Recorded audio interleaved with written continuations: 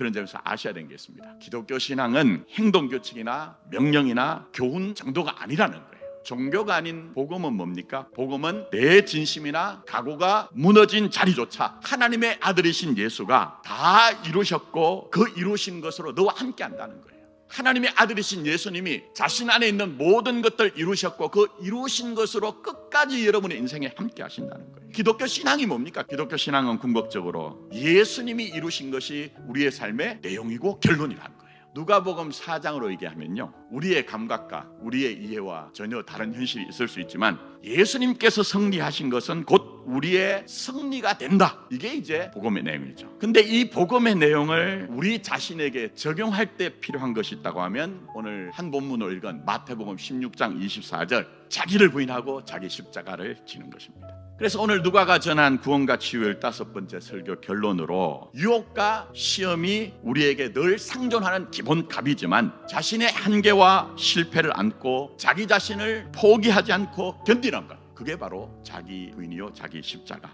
곧 구원과 치유의 여정을 걷는 신자의 삶인 것입니다. 근데 그 자리까지 가기 위해서는 그 놀라운 복음의 은혜를 우리가 누리기 위해서 제일 장애물이 있으면 그게 뭘까요? 세상도 아니고 문제도 아니더라는 거예요. 나 자신이라는 거예요. 그렇다고 해서 내가 나를 버릴 수 있습니까?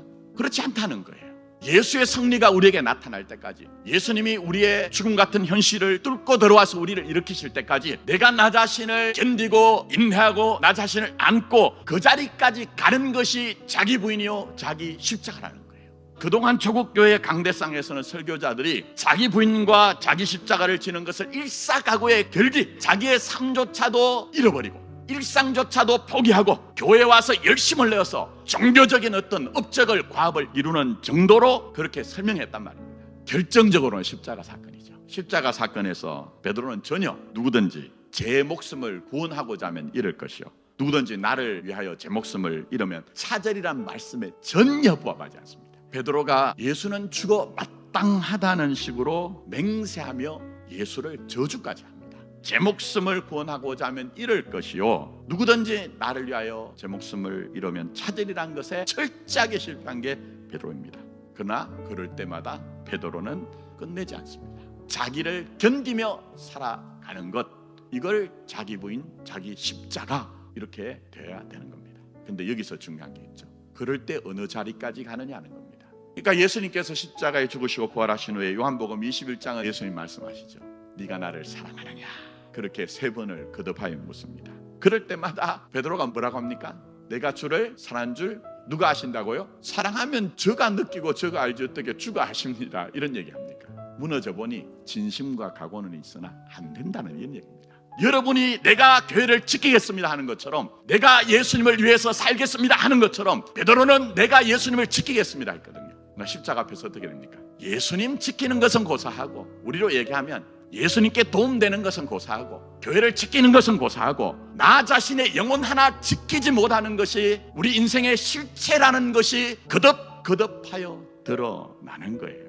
그래서 내가 주를 사랑한 줄 내가 안다고 얘기하지 못하고 주께서 아십니다, 이게 고백하는 겁니다. 여러분의 삶의 전체가 주님 안에 있습니다.